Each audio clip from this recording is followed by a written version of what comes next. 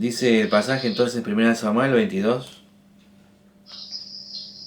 del 1 al 5.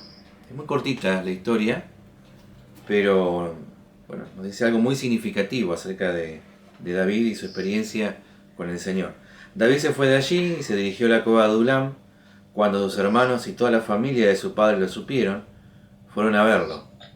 Y lo supo también mucha gente afligida y otros con muchas deudas, opresas de gran amargura. Y se le unieron unos 400 hombres y lo hicieron su jefe. Entonces David salió de allí y se fue a Mizpah, de Moab, y le dijo al rey de ese lugar: te ruego que recibas a mi padre y a mi madre, y los protejas hasta que yo sepa lo que Dios va a hacer conmigo. Fue así como Dios llevó a sus padres al rey de Moab, y ellos vivieron allí mientras David estaba en la fortaleza. Pero el profeta Gad le dijo a David: ya es el tiempo de que salgas de la fortaleza y vayas a la tierra de Judá. Y David se fue y llegó al bosque de Jared.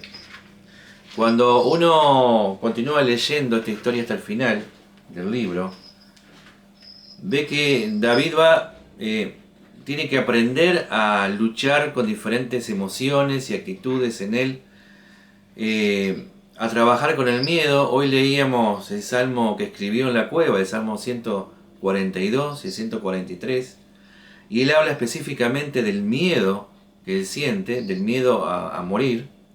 Se siente perseguido, está triste, se siente afligido y está mal, está pasándola mal. Él lo expresa en la canción que escribe y revela lo que hay en el interior de su corazón, el sentimiento que a él lo está acongojando. En este momento nos ubicaba Franco en el contexto anterior y también lo que estaba viviendo en ese lugar y cómo es la cueva. Uno se hace muchas preguntas porque, primeramente, ¿por qué es tan breve lo que Dios dice acerca de la cueva? ¿Por qué es tan cortito ese pasaje? Uno, a través de las imágenes que veía, lo que Richard aportó en la semana y especialmente también las fotos que son específicas de lo que se piensa que es esa cueva, las cosas que hay en su interior, revelan lo que estaba viviendo en las circunstancias que estaba viviendo David y luego las personas que se fueron acercando. Un lugar que uno piensa que podría ser pequeño debió haber sido muy grande para alojar a tanta cantidad de gente. Dios tenía previsto todo esto, pero nos surgen muchas preguntas, ¿no?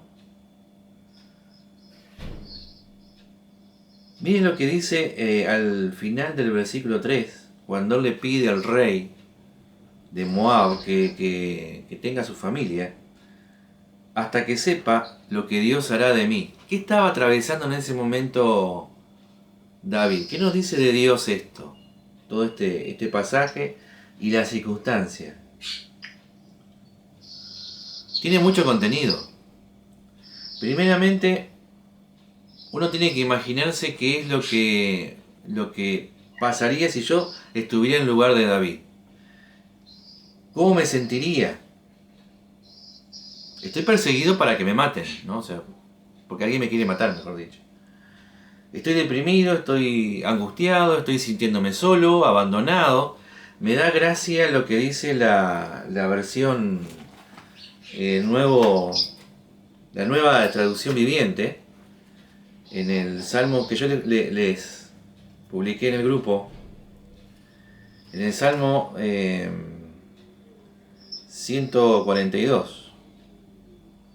Busco a alguien, dice el versículo 4, 142:4, que venga a ayudarme, pero a nadie se le ocurre hacerlo. Nadie me ayudará. Es lo que él sentía.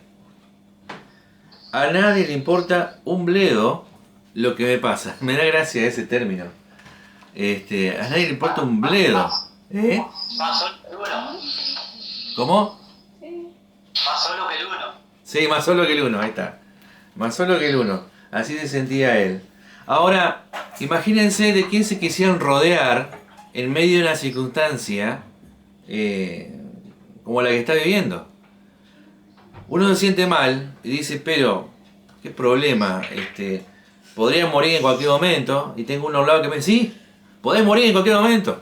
Estamos todos aquí arriesgándonos con Saúl persiguiéndonos. Y no tengo un peso, no sé cómo vamos a comer. Tenés razón, y además todos los días viene alguien. ¿Ustedes estarían rodeados con una persona así? Bueno, a David le tocó en esta circunstancia en que Dios lo puso, porque Dios obra de manera muy extraña, en un momento en que cuando precisaba gente que fuera positiva, al contrario, tenía el enanito de los 7 enanitos de Blancanieves. ¿Saben cuál era el enanito ese? Gruñón. Lo tenía ahí al lado, diciendo de todo el momento, le digo, tenés razón, deprimite más. ¿Qué problema? Entonces Dios le añade, para ayudarlo se ve, a 400 personas que estaban, que las describe, ¿no? ¿Cómo estaban? ¿Cómo estaban?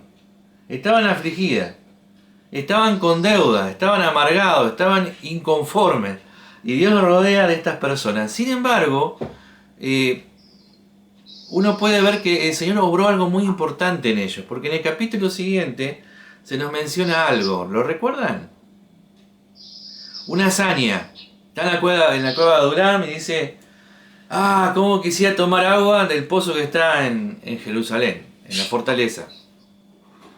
Y lo visitan como una treintena de jefes, ¿no? El 23, del 13 al 17, 30 jefes lo van a visitar a la cueva de Adulam en el tiempo de la siega, escuchan esto y dice, entonces los 3 valientes,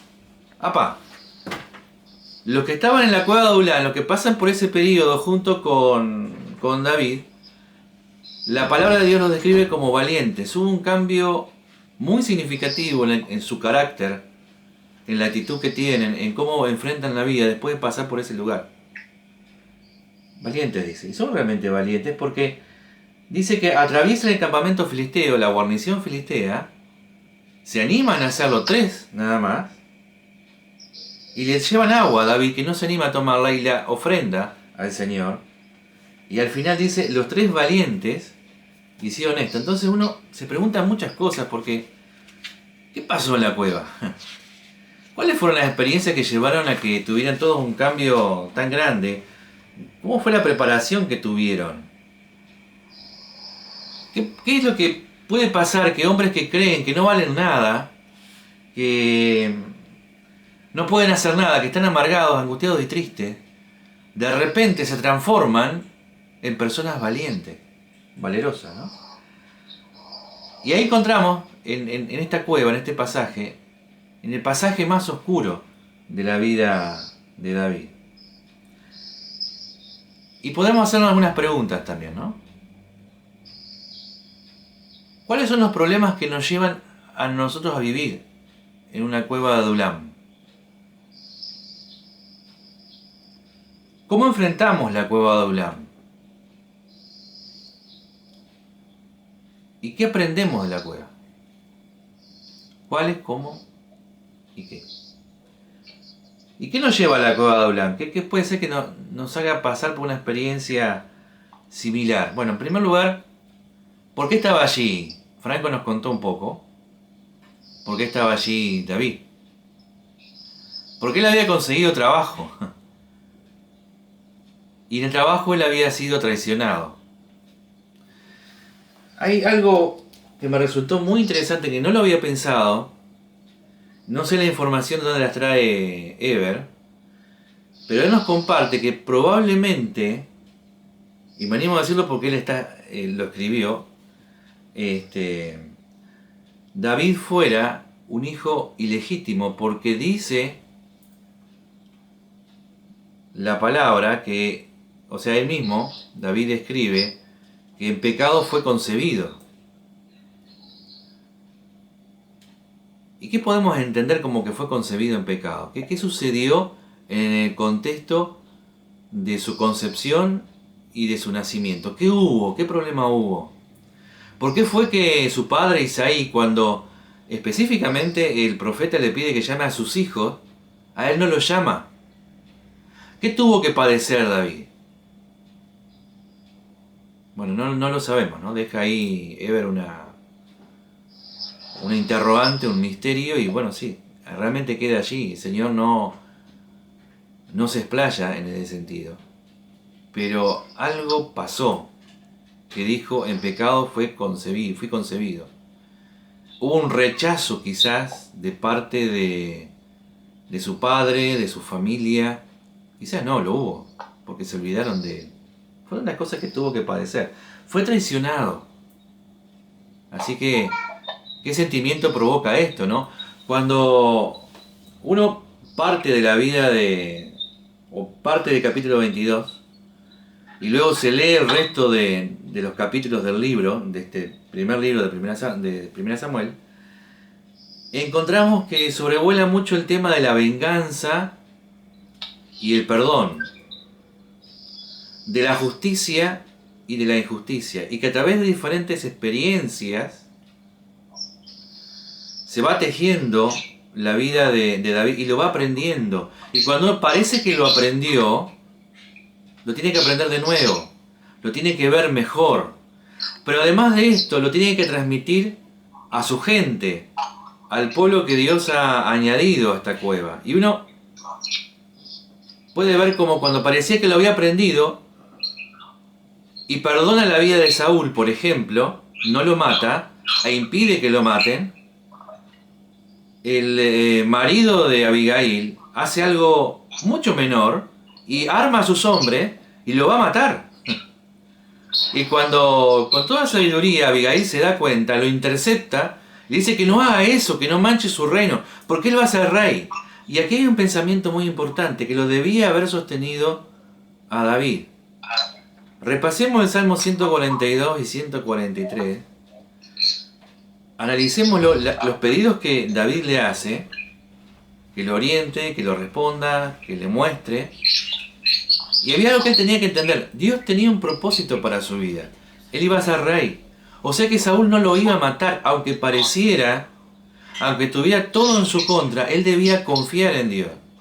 Las veces que por el temor a perder su vida, se alejó de la tierra de Israel, le fue mal, tuvo que volver. Acá el profeta le da el primer consejo, que de Adulam se vuelva a Judá, se vuelva al bosque. Y él debió haber atendido en su vida esto. Cuando él aprende a descansar en Dios, entonces vemos como hay un cambio en su vida. Se siente traicionado. Saúl llega a creer que David representa una amenaza para él y lo empieza a perseguir, como decía Franco hoy en la historia, a engañarlo, a mentirle para hacerlo caer. Algo de lo más duro es cuando la efectividad y la fidelidad son cuestionadas. En segundo lugar, se sentía incompetente. No le podía hacer frente, le pide orientación al Señor. Y estaba bien hacer eso también. Luego él pide varias veces el efod a través de los capítulos, ¿no? Que era una herramienta que contaba del sumo sacerdote para poder averiguar la voluntad de Dios. O sea que para él era importantísimo poder averiguar la voluntad de Dios. Y ya no puede, ya no quiere hacerle frente al problema. Es lo que podemos ver en las emociones que vemos reflejadas en el Salmo 142. Hay una incompetencia que tiene que ver con no saber hacerlo. Hay otra incompetencia que tiene que ver con no poder hacerlo. Saber, pero no poder hacerlo. Y así estaba atado de manos él también. Nos queda unos minutos. David también estaba herido emocionalmente, como mencionó hoy Richard acerca de lo que él se sentía afligido. ¿Qué fue lo que él perdió?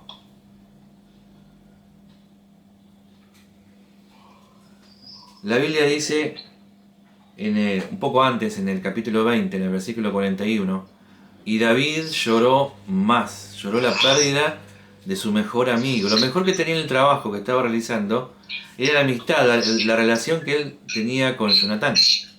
Y lo perdió a su amigo. Así que debe ser de las peores cosas perder las personas que uno ama. Estaba desgastado emocionalmente.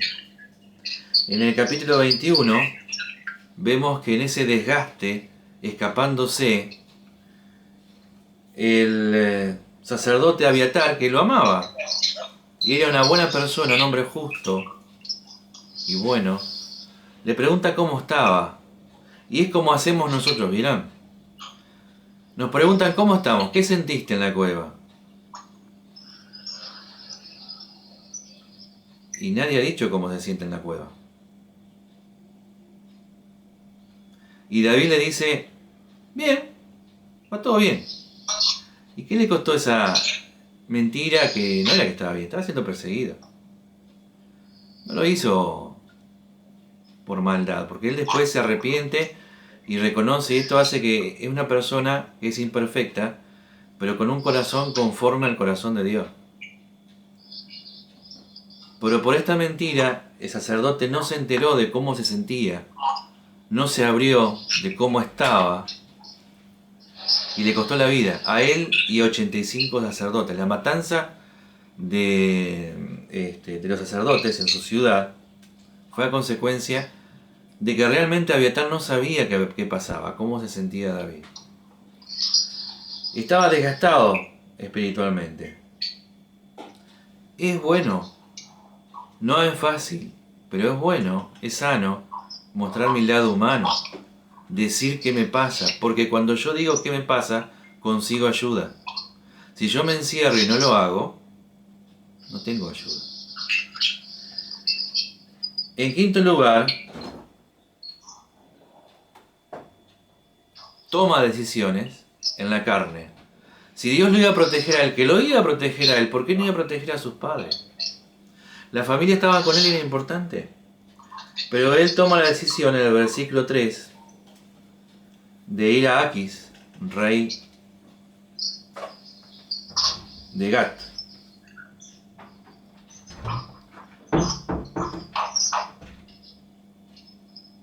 Hasta que sepa lo que Dios hará de mí, dice el versículo 3. Pero él no sabía lo que Dios iba a hacer de él. Él sabía. Pero claro, en momentos de tensión y de circunstancias complejas, nos olvidamos muchas veces que Dios tiene un propósito para nuestras vidas. Probablemente que lo sepamos, a grosso modo. No sabemos los detalles porque Dios no los revela. Es como que hay dos llamados, ¿no? En nuestra vida. Un llamado a servirle, lo sabemos. Pero ¿a qué? ¿Cómo? ¿Bajo qué circunstancias? No las conocemos. Eso lo va revelando paulatinamente el Señor.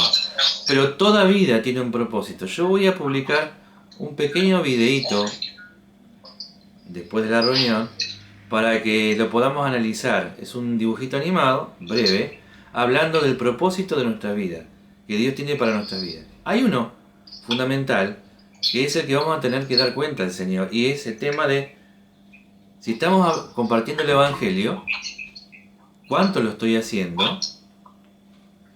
¿Y a quiénes estoy discipulando?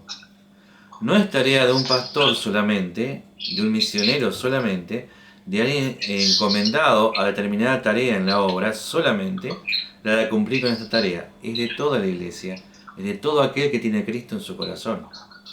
Porque si no, no se cumple la misión de multiplicación.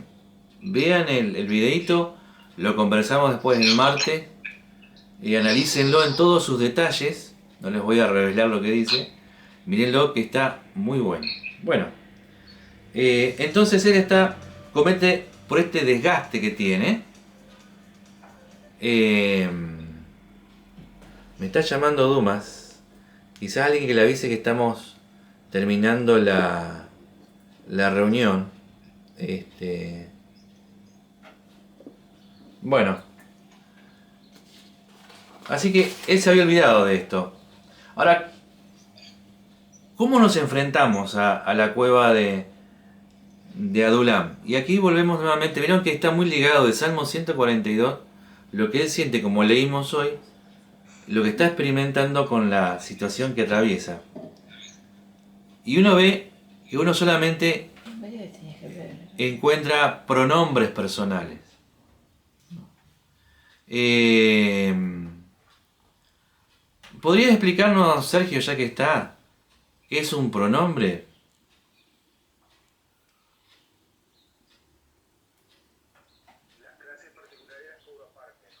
Bueno, que Dios te lo pague, hijo mío.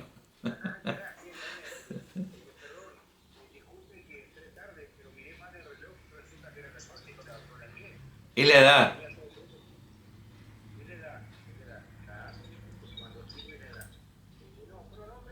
Yo no tengo a algunos, pero por algunos.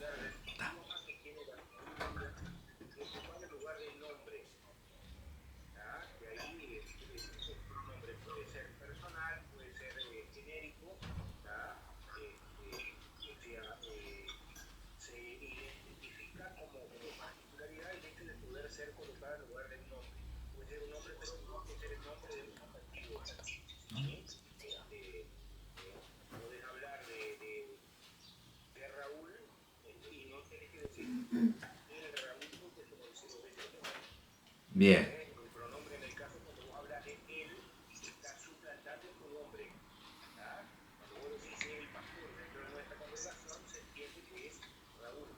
bien.